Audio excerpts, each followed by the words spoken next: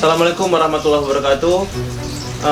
Mungkin teman-teman semua, sahabat Polri, ada melihat di media sosial telah ditemukan 2 orang mayat di wilayah Rikid Gaib, yaitu wilayahnya Polres Gailuas. Diduga ini bahwasannya adalah motifnya pembunuhan. Nah, dikembangkan, setelah itu ditemukan mayat, setelah itu dikembangkan dalam kurun waktu 1x24 jam, Polres Gailuas berhasil mengamankan pelaku.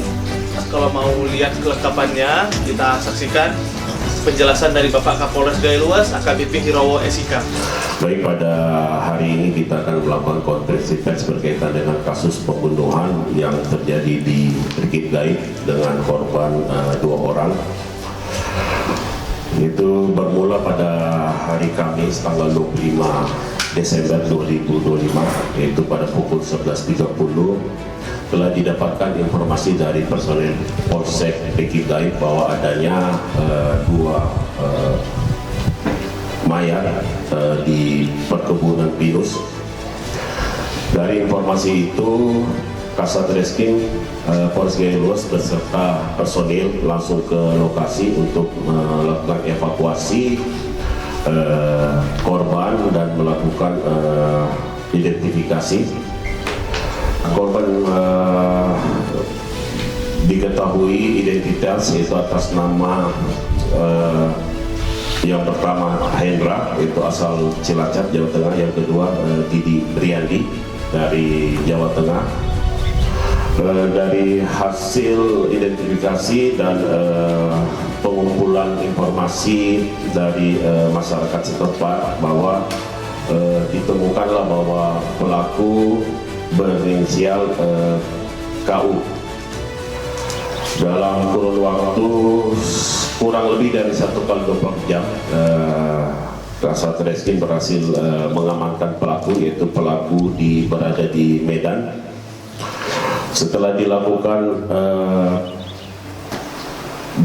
pemeriksaan terhadap pelaku, yaitu diketahui bahwa motif pelaku melakukan pembunuhan terhadap 2 rekannya yang bekerja sama-sama sebagai penderes pohon pinus atau mengambil getah pinus.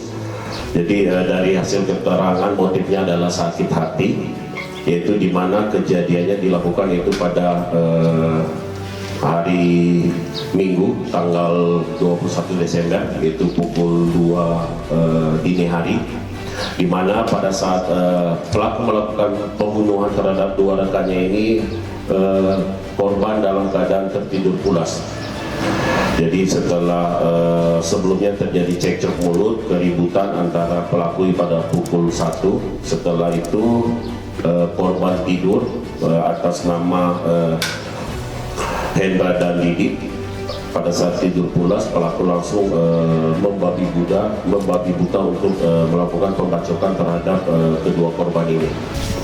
Pelaku ini merupakan teman daripada korban. Pelaku baru berada di camp selama 1 bulan, sementara untuk korban sudah 1 tahun. Pelaku hadir di camp dititipkan oleh abang pelaku untuk belajar menderes. Kemudian di tengah perjalanannya, mungkin karena tidak ada kecocokan antara pelaku dan korban, sehingga terjadi cekcok mulut.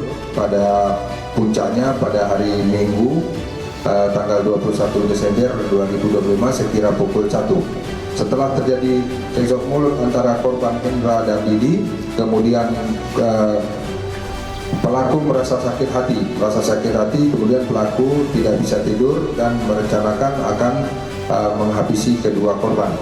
Kemudian puncaknya pada sekira pukul 2 dini hari, pelaku ketika melihat kedua korban sudah tertidur pulas, kemudian melakukan aksinya.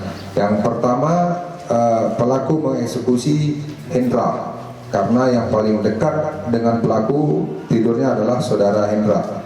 Saudara Hendra dibunuh dengan menggunakan alat berupa sebuah kadukul. Kadukul ini alat penderes pinus.